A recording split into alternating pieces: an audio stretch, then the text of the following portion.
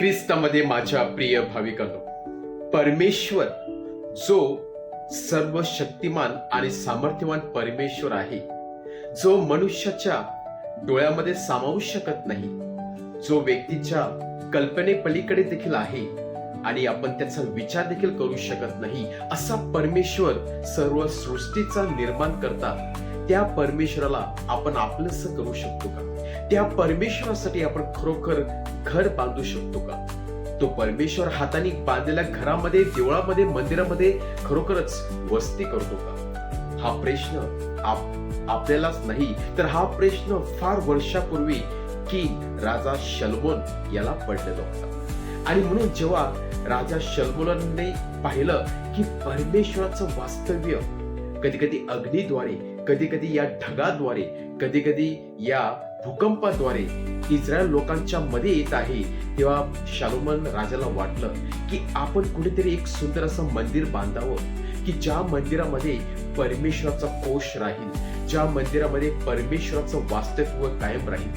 परंतु त्यांच्या मनामध्ये एक शंका होती, ज्या परमेश्वराने एका शब्दाने सर्व सृष्टीची निर्मिती केली आहे, ज्या परमेश्वराने एका शब्दाने सर्व काही जीवजंतूची निर्मिती केलेली आहे, ज्या परमेश्वराची तुलना कोणीही कशाशी करू शकत नाही, किंवा त्या परमेश्वराविषयी व्याख्या करणे किंवा त्याच्याविषयी जाणून घेणे कोणालाही शक्य नाही, तो परमेश्वर हाताने बांधलेल्या मंदिरामध्ये कसा काय राहू शकतो? हा प्रश्न किंग शलोमोनला पडतो. आणि तरी सुद्धा किंग शलोमोन सांगतो की परमेश्वरा, आम्ही मनुष्य आहोत, आमचा हा अर्पण, आमची ही प्रार्थना तू स्वीकार कर, आणि आम्ही जे मंदिर बांधणार आहे त्या मंदिरामध्ये तुझे दर्शन नेहमी आम्हाला घडू दे.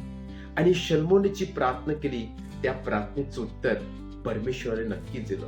जो परमेश्वर जो सुरुवातीपासून इस्रायल लोकांच्या कमानीमध्ये, वसाहतीमध्ये येत होता, डोंगरावरती उतरत होता, तोच परमेश्वर आता मंदिरामध्ये यायला लागला. कारण काय? कारण परमेश्वराला शलोमोनाचं हृदय आवडलं. परमेश्वराला राजा शलोमोन याची जी सच्चाई होती, याचं ते खरोखरच जे प्रेम होतं ते त्याला आवडलं. आणि म्हणूनच परमेश्वराने शलोमोनाने बांधलेल्या मंदिरामध्ये येऊन वास्तव्य केलं आणि नेहमी इस्रायल लोकांना तो तिथे दर्शन देऊ लागला. होय, जरी परमेश्वर हाताने बांधलेल्या मंदिरामध्ये राहत नसेल अशी आपली कल्पना असेल, पण जेथे त्याचे ट्रू भक्त किंवा खरे भक्त खऱ्या अंतःकरणाने भक्ती करण्यासाठी एकत्र जमतात, खऱ्या अंतःकरणाने विश्वासाने त्याची याचना करतात, तेथे परमेश्वर नक्कीच उपस्थित असतो आणि त्याचं वास्तव्य आपल्याला जाणवत असते. आणि म्हणूनच मंदिरामध्ये आपण परमेश्वराची सेवा करण्यासाठी येत असतो, प्रार्थना करण्यासाठी येत असतो, एकमेकांना क्षमा करण्यासाठी आणि क्षमेचा अनुभव घेण्यासाठी येत असतो.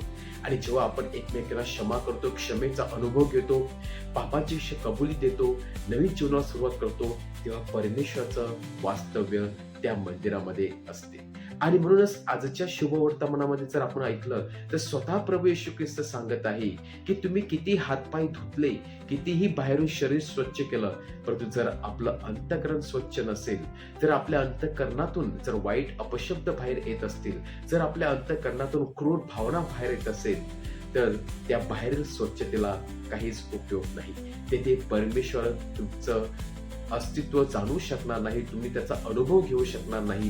कारण जरी तुम्ही मुखाने स्तुती केली, जरी तुम्ही टाळ्या वाजवल्या, परंतु तुमचं अंतःकरण अजूनही मलिन आहे आणि म्हणूनच परमेश्वराचं दर्शन तुम्हाला होऊ शकणार नाही. थोडक्यात सांगायचं झालं तर एका बाजूला राजा शलोमोन आहे की ज्याचं हृदय हे खरोखरच चांगलं होतं, प्रेमाळू होतं, ममतेने भरलेलं होतं, करुणाने भरलेलं होतं, क्षमा होती, प्रचंड विश्वास होता. आणि दुसऱ्या बाजूला शास्त्री आणि पुरुषी ते केवळ मुखाने परमेश्वराची स्तुती गात होते, परंतु त्याचं अंतःकरण परमेश्वरापासून दूर होते. हे दोन्ही जर कॅरेक्टर आपण पाहिलं ते एकमेकापासून वेगळे आहेत. म्हणून प्रभू येशू ख्रिस्त आपल्याला सांगत आहे, जिथे खरं अंतःकरणातून प्रार्थना बाहेर येते, खऱ्या अंतःकरणातून विश्वास किंवा सेवा बाहेर येत असते, तेथे नक्कीच परमेश्वराचं अस्तित्व असते. आणि म्हणून ज्या मंदिरामध्ये आपण जात असतो, ज्या चर्चमध्ये आपण जात असतो, खऱ्या भक्तीमाने उपासना करत असतो, तिथे परमेश्वराचं अस्तित्व नक्कीच असते.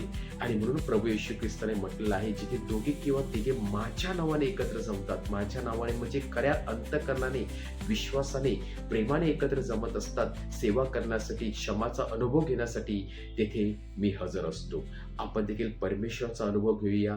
दररोज न चुकता त्या पवित्र भाकरीमध्ये परमेश्वर आपला दर्शन देण्यासाठी, आपल्या पापांची क्षमा देण्यासाठी नेहमी हजर असतो. त्या परमेश्वराला आपण त्याचा अनुभव घेऊया.